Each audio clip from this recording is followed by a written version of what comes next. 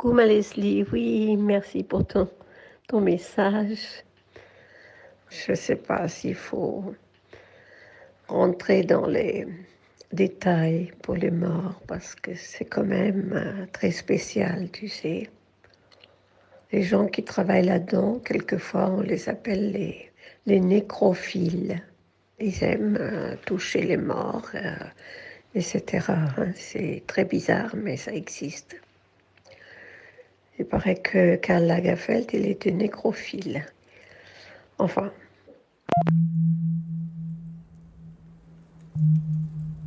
Moi, j'ai toujours eu peur de la mort.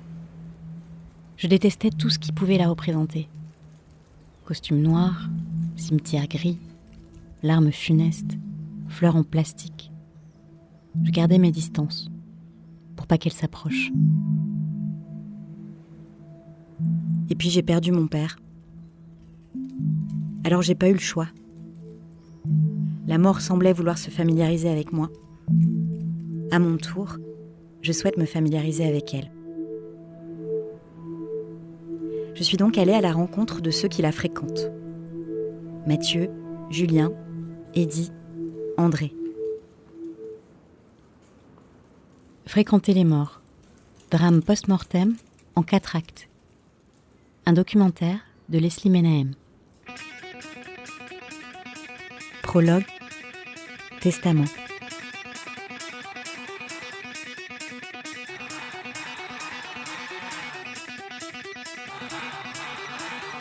C'est dommage d'attendre qu'il y ait un mort pour se retrouver. Si on se retrouve, il faut que ce soit aussi des bons moments.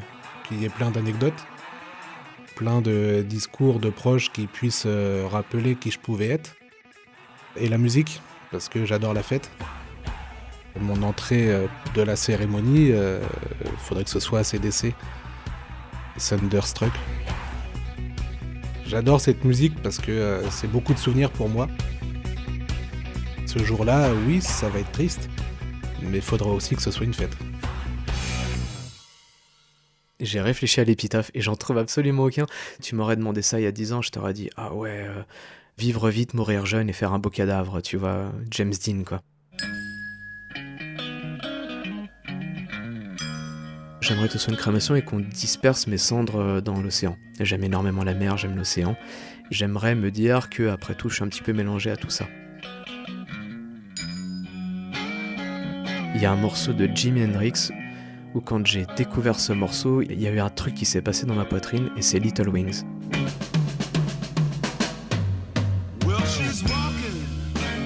C'est un morceau en fait où tu peux me dire ah bah tiens je vais te torturer en te mettant toute une journée un seul morceau dans tes oreilles. Si c'est celui-là, je peux l'écouter un nombre de fois indéfini et il me fera toujours le même effet. Moi il y a longtemps que je sais ce que je vais faire. C'est une crémation. Soin de conservation, je ne sais pas. Est-ce que oui, non, peut-être, je ne sais pas encore. Parce que le soin de conservation est quand même quelque chose pour redonner l'aspect le plus reposé au niveau du défunt. Une chose qui est sûre, c'est que ça sera dilué de Mike Brandt. Cette musique-là qui permet d'accompagner un cercueil lors d'une sortie d'église, dans la cadence donc justement de cette musique très très douce. L'épitaphe, pour moi, le plus simple, c'est la vie doit être vécue. Et on ne doit pas attendre de mourir pour la vivre. Je ne peux pas demander les funérailles de Victor Hugo, bien entendu. Ça me plairait bien.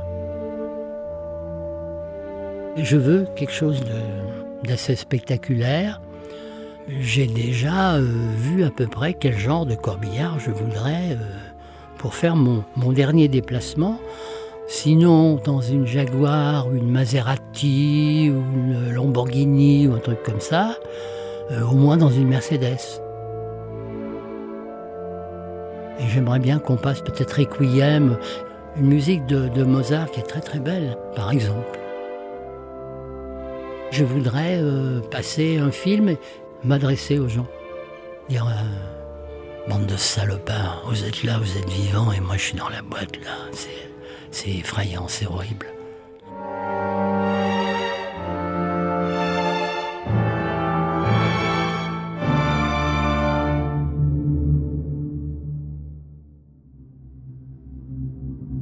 Dans la mythologie grecque, Thanatos, c'est la personnification de la mort.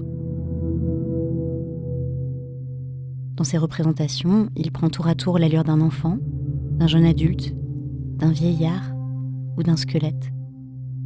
Mais au fond, à quoi ressemble-t-il vraiment ? A-t-il un visage ? Une odeur ? Un son ? Eux, ils le fréquentent un peu. Mathieu, Julien, Eddy, André. Ils s'occupent des corps, de l'organisation des obsèques, des familles, ou encore des traces que nous laisserons derrière nous.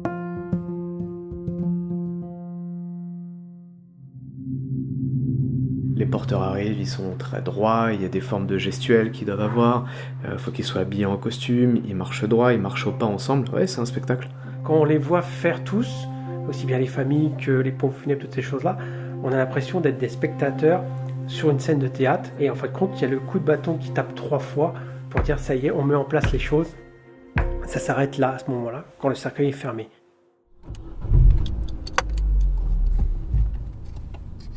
Thanatos, ça pourrait être le personnage principal de la grande pièce de théâtre que représente notre vie.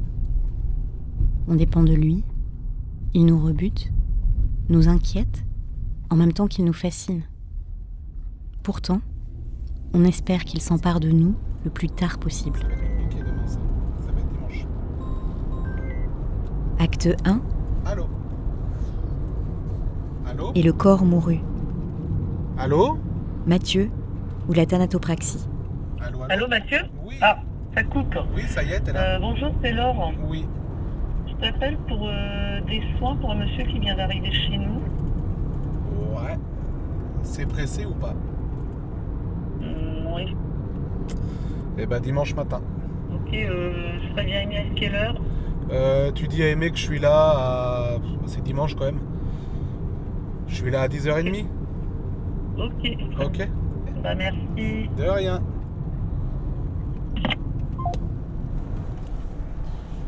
On va à Montrichard, c'est dans un très beau funé, faire un soin de conservation sur un petit papy. Donc je sais pas encore comment il est, je sais pas de quoi il est décédé. Ça fait aussi partie du boulot, on sait pas sur quoi on va intervenir à l'avance quoi. Enfin pas toujours. Je pars, mon fils dort, je rentre, mon fils dort. Le week-end, je suis au travail. J'ai pas de vacances. Pendant les fêtes, je suis au travail. Le métier de thanatopracteur est très prenant et je pense que c'est aussi pour ça qu'on n'a plus de main-d'œuvre.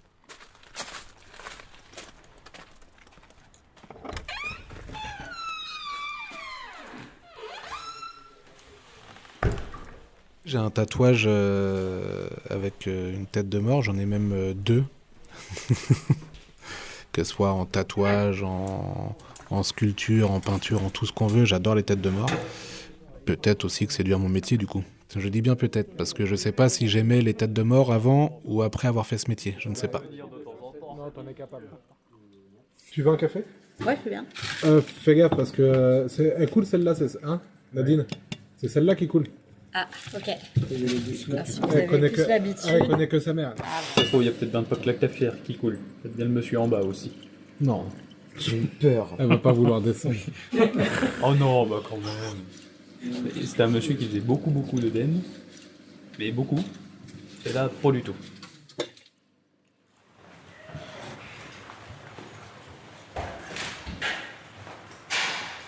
Ce qui choque le plus les proches, c'est de voir son père ou son enfant ou son mari marqué par la maladie, marqué par le décès s'il a pu être accidentel.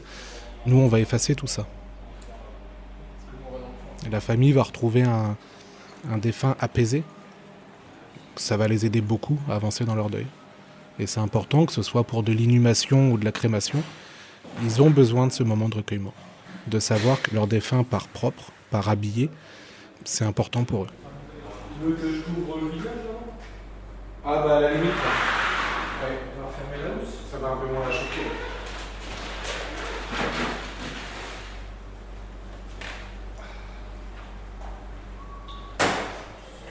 Quand les gens vont dire que on a l'impression que le monsieur dort, Pour moi, c'est la plus belle des récompenses parce que ça veut dire que j'ai réussi mon travail.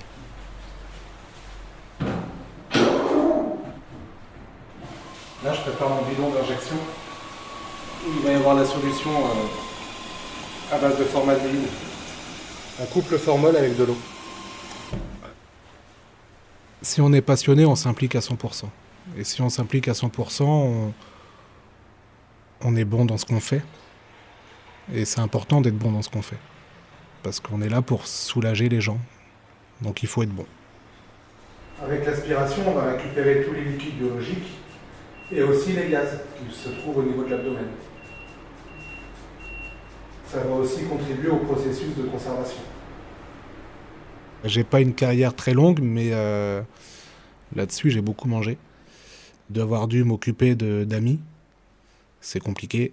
D'avoir dû m'occuper de toute une famille partie, c'est compliqué.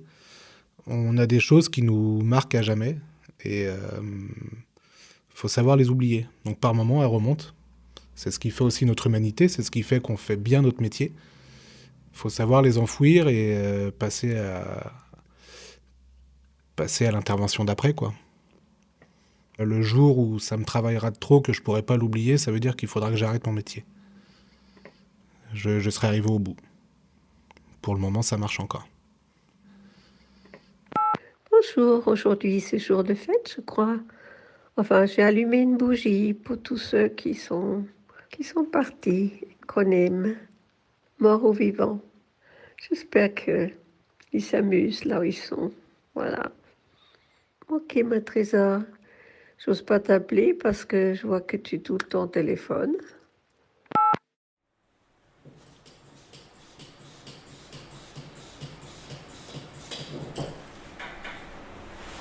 Alors, on va masser le visage et les mains pour casser les caillots de sang. Comme ça, le fluide va pouvoir prendre la place du sang. Donc ça va nous permettre de récupérer la couleur. Les oreilles seront plus rouges, les joues non plus, les bouts des doigts non plus.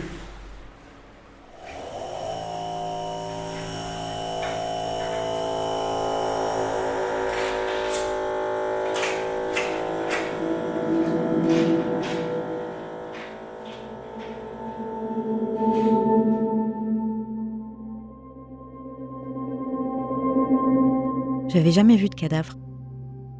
J'avais bien perdu mes grands-parents, ma tante, mon parrain. J'avais toujours trouvé le moyen d'esquiver les enterrements.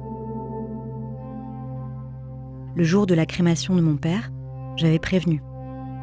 Je serai là, mais je ne verrai pas son corps. Je voulais garder en mémoire l'homme que j'avais connu, celui au teint soleil sombre, au sourire ravageur. Quand je suis arrivée, la porte était grande ouverte, cercueil exposé. Je l'ai vu malgré moi, et je ne l'ai pas reconnu. J'ai immédiatement fermé les yeux, mais l'image avait imprimé mon cerveau.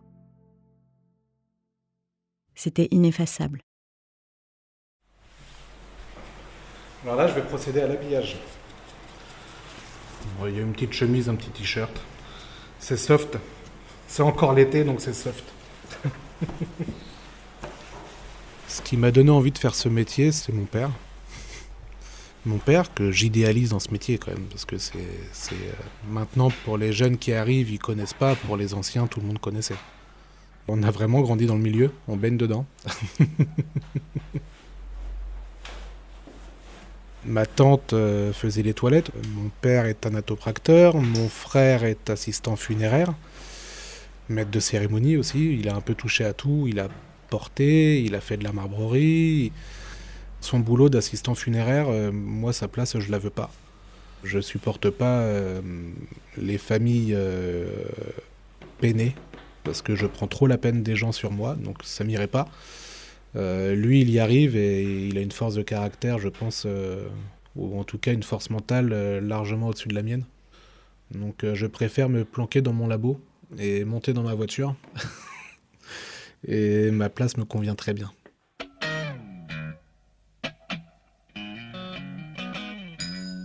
Que ce soit dans sa musique, que ce soit dans sa façon d'être, Julien, c'est un artiste.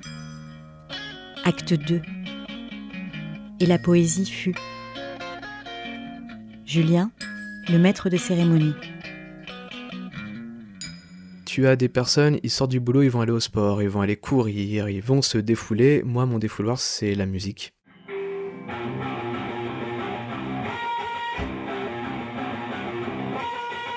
J'ai toujours eu besoin, c'est un besoin presque vital, de faire de la musique en groupe au moins une fois par semaine. Ça gueule un petit peu. C'est violent. Est-ce que dedans, j'y mets mon travail ?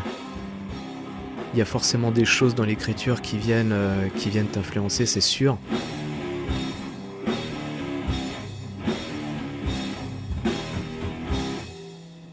Ok.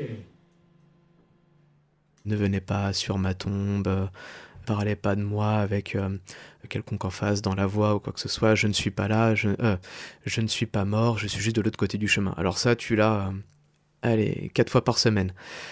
Dans les musiques, il va y avoir du Edith Piaf, Mon amoureux, il va y avoir Mon vieux, ça y est, son nom m'a échappé. L'Ave Maria, évidemment. Le Requiem de Mozart, bien sûr. Beaucoup de musique classique, curieusement.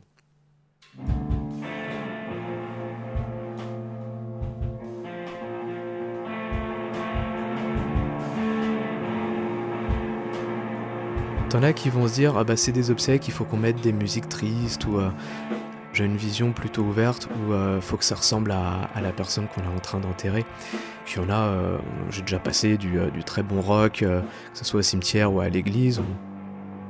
Il y en a qui vont croire original de mettre au crématorium Allumer le feu de Johnny Hallyday.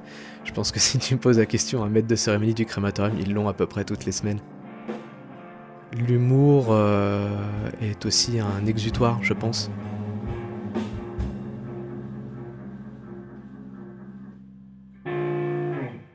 J'ai un papa qui est thanatopracteur.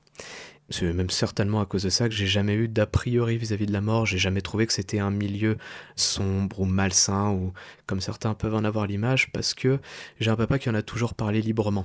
Quand lui rentrait tard, à table, il nous en parlait en fait de ce qu'il avait fait ce jour-là. Il racontait à ma mère, tu sais, j'ai vu un tel, là j'étais à tel endroit. Et puis, une fois où je l'ai accompagné, c'était une dame qui était morte, je pense, d'un cancer. Elle était vraiment pas belle. Et quand mon père a eu terminé de s'occuper d'elle, j'avais en face de moi quelqu'un qui était allongé et qui dormait. Et ça, je m'en souviendrai toujours, c'était vraiment une belle image, et j'ai compris l'importance de son boulot.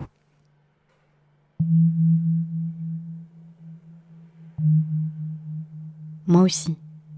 En passant cette première journée à Blois avec Mathieu, en assistant longuement à la préparation du corps, en voyant le visage reposé du monsieur après ses soins, j'avais compris l'importance de son boulot. C'était le premier mort que je revoyais depuis mon père. Un poème que je trouve très beau, c'est de Marguerite Yourcenar. Je crois qu'elle l'avait écrit suite au décès d'un de ses autres amis poètes. Ça s'appelle « Vous ne saurez jamais ». Vous ne saurez jamais que j'emporte votre âme, comme une lampe d'or qui m'éclaire en marchant, qu'un peu de votre voix a passé dans mon chant, d'où flambeaux vos rayons, d'où brasier votre flamme, m'instruisent des sentiers que vous avez suivis. Et vous vivez un peu, puisque je vous survis.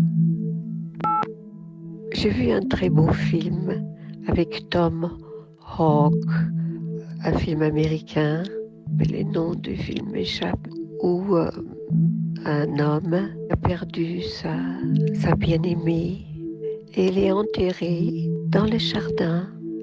Et donc, souvent, avec son petit garçon, ils vont là, sous un arbre. Oui, ils mettent des fleurs. C'est magnifique, cette tombe sous un arbre. Oui, c'est là que j'ai envie d'être, moi aussi, sous un arbre, avec papa, je pense. Voilà, donc je te dirai.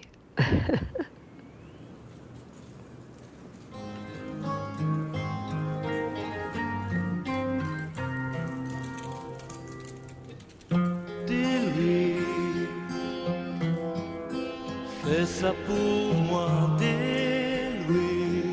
Acte 3. Et le grand voyage se fit. Eddie, le gardien des secrets.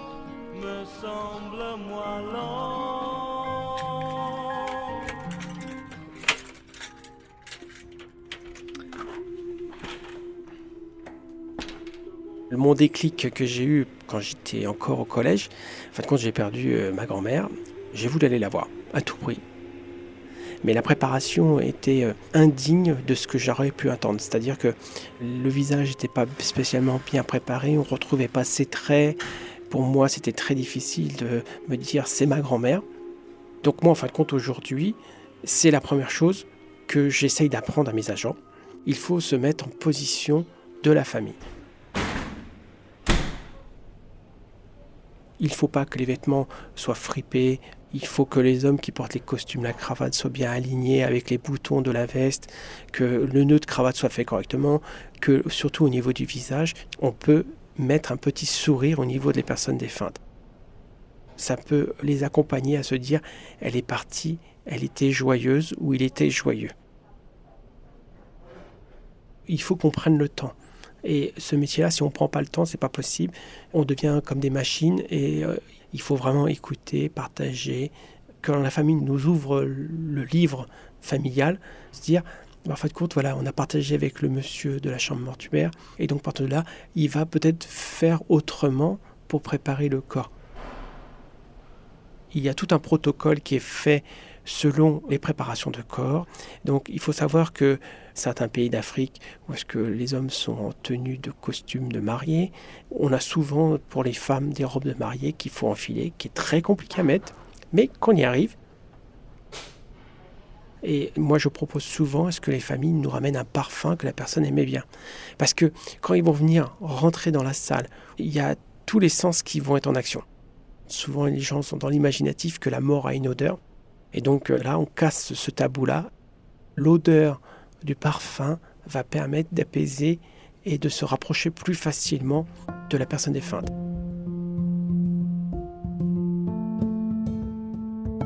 Je saurais plus dire comment mon père était habillé. Je saurais plus dire si on lui avait mis son parfum. Je me souviens juste que je lui avais écrit une lettre que je voulais qu'il emporte avec lui. C'est mon frère qui l'avait glissée dans son cercueil. Parce que moi, je voulais pas m'approcher.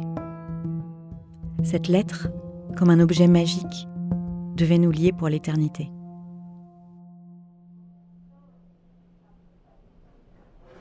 J'ai eu beaucoup de gens qui m'ont ramené des paquets de cigarettes pour mettre au défunt. Voilà, parce que c'était un grand fumeur et il fallait toujours son paquet de cigarettes dans sa poche. Des bouteilles d'alcool aussi. Alors les bouteilles d'alcool, c'est toujours difficile parce que pour les crémations, c'est pas bon. Et puis, on a aussi les choses un petit peu confidentielles. Des fois, on a des amants, on a des maîtresses qui nous ramènent des choses pour l'être qu'ils ont aimé et qu'on est obligé de cacher pour pas que le mari ou la femme découvre que ça accompagne leur défunt. On est un petit peu là pour écouter, on n'est pas là pour juger. Il y a tellement de choses tellement bizarres. J'ai ramené les vêtements d'un défunt et en fin de compte, le défunt aimait porter des strings. C'est pas le genre de truc qu'on trouve souvent chez les hommes. On met souvent des caleçons, des slips, mais là, des strings, non, en fin de compte, la famille nous avait dit non, il aimait porter les strings. Même le jour de son accompagnement au niveau du deuil, qu'il parte avec son string qui était quand même essentiel.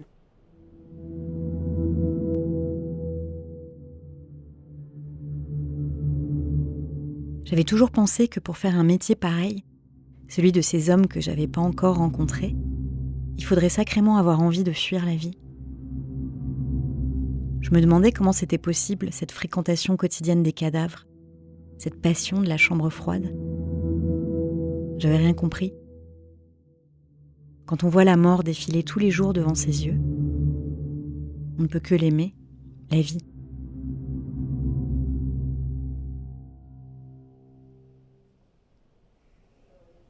Ce métier-là, en fin de compte, nous ont tout de suite appris, moi et mes collègues, à faire les choses et à croquer de la vie.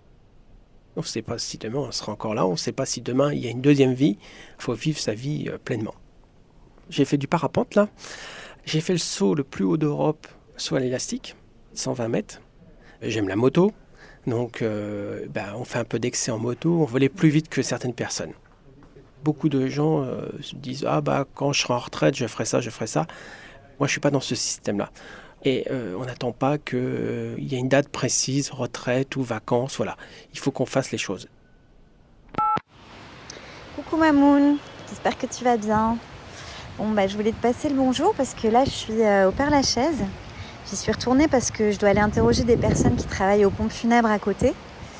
Et du coup pour moi c'était l'occasion d'y retourner. Je pense que la dernière fois que j'y étais c'était il y a plus d'une quinzaine d'années avec toi.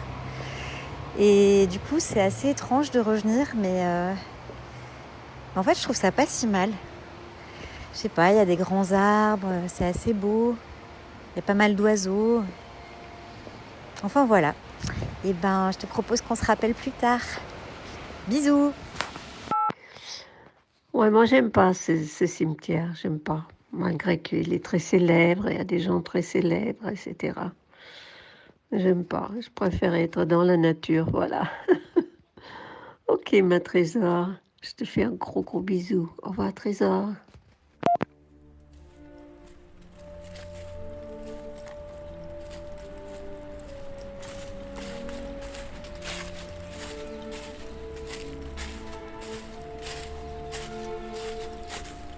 Alors, on va se rapprocher.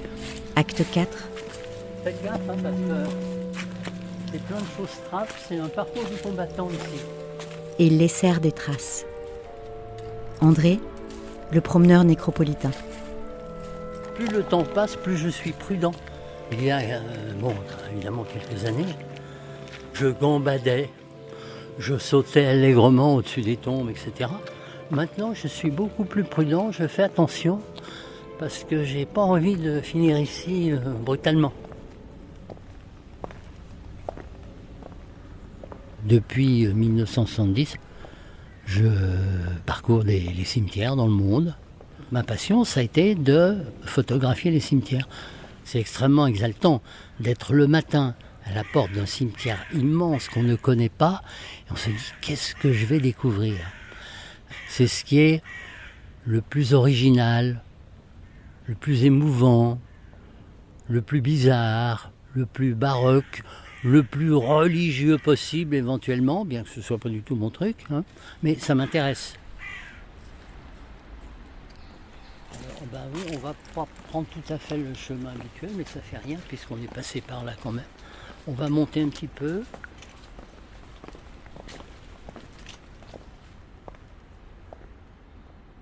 J'ai été amené à penser à mon propre monument funéraire. J'ai choisi parmi les quelques chapelles qu'on m'a proposées.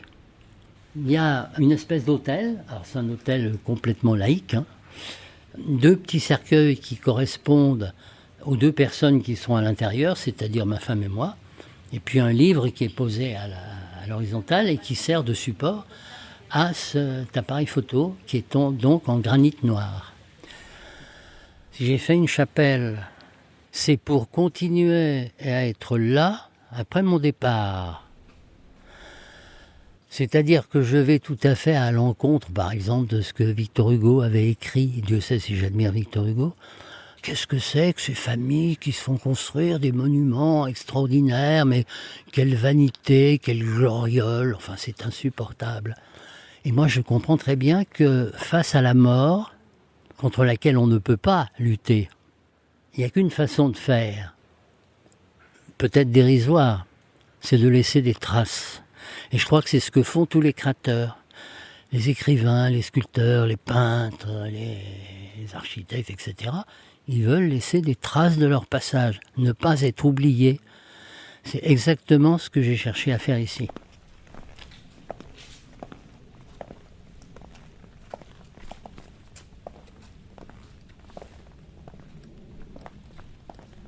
Je voulais me familiariser avec la mort. Alors, la mort s'est familiarisée avec moi. Imparable, têtue, elle a joué avec moi au chamboule-tout. Elle a pris son temps pour broyer mes certitudes, pour détruire mes repères, pour me montrer que c'était infiniment long de faire son deuil. Mais elle m'a révélé aussi qu'elle était étroitement liée à la vie, à l'amour. On se rend compte, parfois trop tard, de ceux qui comptent vraiment, morts ou vivants, quand ils partent. Le corps de mon père a disparu dans les flammes. Certains souhaitent que leur corps soit brûlé. D'autres préfèrent aller sous terre. Quelle que soit la formule, notre enveloppe corporelle n'est plus.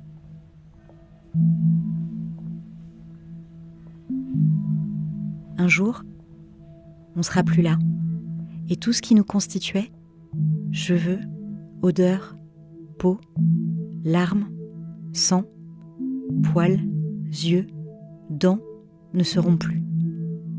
Nos bouches, nos langues n'articuleront plus de mots. Nos cordes vocales ne vibreront plus. Il n'y aura plus nos voix, nos rires, nos postillons, notre sueur, la vibration laissée par nos pas. Le sang n'irriguera plus nos cœurs. L'oxygène ne rentrera plus dans nos poumons et tout ce qui constituait nos petites personnes sera réduit en cendres, sera réduit à quelques grains de poussière. Mais c'est certain, nous laisserons des traces. Et puis peut-être que notre âme vagabondera. Peut-être que tout recommencera. Thanatos veillera, entre ombre et lumière, grand héros de la pièce de théâtre que constitue notre vie. Rideau.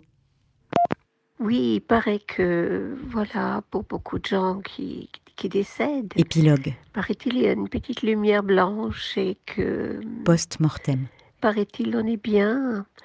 Et souvent, la mort peut être une délivrance et une douceur. Donc, il ne faut pas avoir peur de mourir finalement. Où est-ce qu'on va quand on est mort? Ça, je voudrais bien le savoir. J'espère qu'on ne reste pas à côté des gens qu'on aime, parce que ça doit être très perturbant. Je vais m'éteindre, mais je vais rester dans un espèce de brouillard perpétuel ou un rêve perpétuel dans lequel je vais continuer de cogiter. Je n'arrive pas à me dire que je vais m'arrêter de penser. C'est impossible. J'espère qu'il y a autre chose après.